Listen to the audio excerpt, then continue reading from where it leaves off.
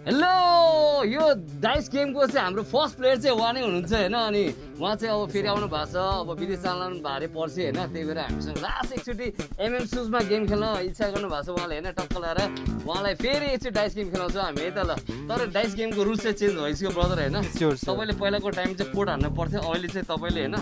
1 देखि 6 सम्म चाहिँ एउटा नम्बर चोइस गर्नुपर्ने हुनेछ अनि त्यही नम्बरमा तपाईँले हान्यो भने चाहिँ ठ्याक्कै फेरि 500 रुपिस जित्नु सक्नुहुनेछ है त ल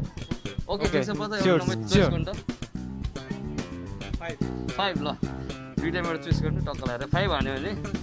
ल 5 हान्यो भने 500 रुपिस जित्नु हुनेछ है त ल ल है ल 3 2 1 गो ओ ओ ओ अम्मा के हो यार वाह यो त हुन्छ नि एउटा जादु जस्तै भयो कसो ल उहाँ चाहिँ कस्तो लास्ट लकी रेस यार